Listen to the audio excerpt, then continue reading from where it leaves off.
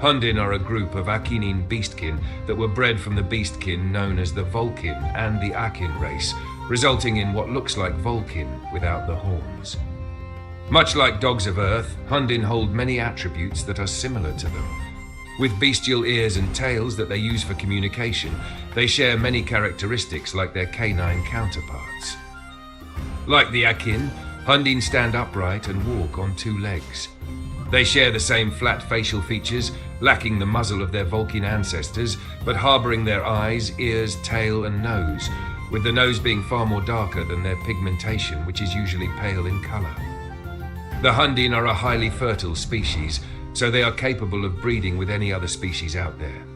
However, most other species do not condone the lifestyle of the Hundin, simply because the Hundin does not follow any type of religion, nor do they seem to worship any of the 7 gods, making them a free people, but at a cost. Rather, they come up with their own set of rules and guidelines to what they feel is right in their heart. Which is why they get along so well with many species, especially those of the Vulcan and even those of the Alicut.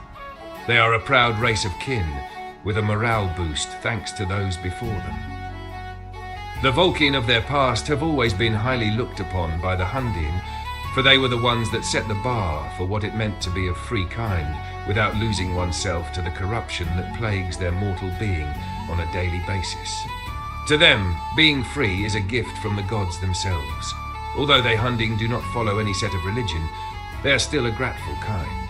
They have found a way to show their gratitude to the gods and give back to these gods in their own way, whether it is to serve others on some level of grace or by sharing what they know about their methods of being a free kin only known to their kind. And this secretive path of higher being is the foundation of who they are as a race.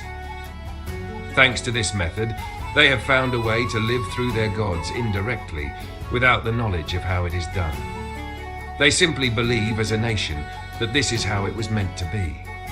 It is not a belief that is pushed onto others, but rather encouraged to try the perspective in hopes that others can too, live without the worry over where one came from or who they were meant to be. They'd already have that knowledge within them. Although they are now considered a race of free will that serves the gods in their own way, the Hundin were not exceptional from the consequences of the disbelief in their gods in the past. There was a time where they were living in total darkness, having no sense of guidance or direction to where they were supposed to be as a nation. This left them roaming the land searching for answers to the roiling sensation inside of them that burns within every living creature on Ain upon birth. This sensation would be later discovered to be one's soul affinity calling out to them and heed to their inner higher selves. But because the Hundin are a very proud race, they would refuse this call. Rather, they would seek the comfort of their own reality of being a proud, free race. This left them susceptible to the injuring corruption of the fallen god, Malakath, thus pivoting them towards his cause of destruction and domination.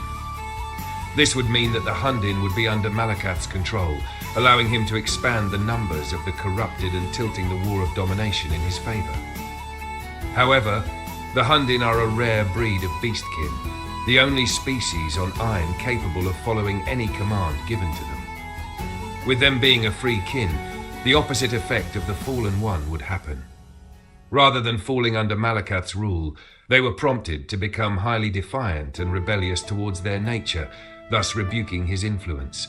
This self-reliance on one's inner self would unknowingly guide them back to their true selves, while giving the impression that they chose the path themselves. And this innate willingness of obedience to the Seven is what sets them apart from other species of the world, but also renders them a gullible species, capable of falling victim to other more advanced species above them. This drawback to their akin nature would play into the hands of the gods and keep them from falling under Malakath's rule.